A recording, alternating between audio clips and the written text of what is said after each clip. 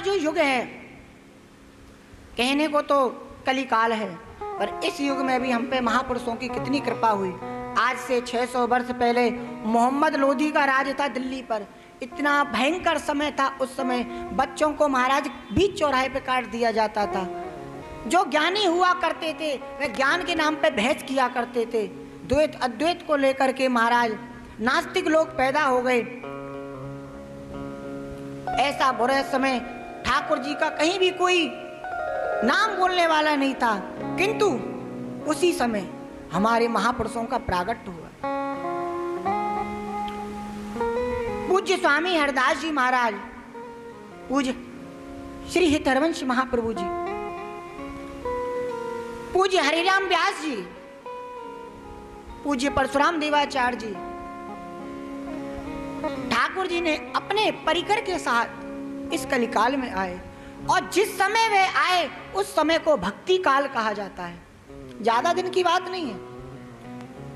ठाकुर जी ने अपने जो परिकर के लोग हैं उनको संसार में भेजा भक्ति का प्रचार प्रसार करने के लिए, और बाद में स्वयं ठाकुर जी चैतन्य महाप्रभु के रूप में प्रकट होकर के महाराज कृष्ण नाम का उन्होंने जगह जगह प्रचार प्रसार किया। भूखे भटकते, प्यासे भटकते, बिना चप्पल के रहते महाराज, पैरों में पत्थर चुभ गए, कितने कितने महीने हो जाते बिना खाए। लोग उनके चेहरे का तेज देखते, कहते प्रभु कुछ खा लो, कुछ पी लो, कुछ पहन लो, विश्राम कर लो। संसार से कुछ नहीं मांगते, मांगते तो एक चीज मांगते, भैया अपने मुख से एक बार श्री कृष्ण कह दो।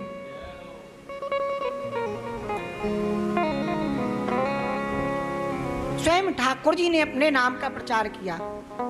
ठाकुर जी ने सोचा क्या भक्त रोता है मेरे लिए, मैं तो सब जगह रहता हूँ, फिर भी ये क्यों तड़पता है मेरे लिए, क्या आनंद आता है इसके लिए। तो किसी भक्त ने कहा एक बार तड़प के देखो कितना आनंद आता है और कितना विरह होता है, कितना कष्ट होता है। तो ठाकुर जी ने भक्तों की बात मान करके ही चैतन्य महाप्रभु का रूप लिया, और अपने विरह के लिए ठाकुर जी तड़पे, रोए।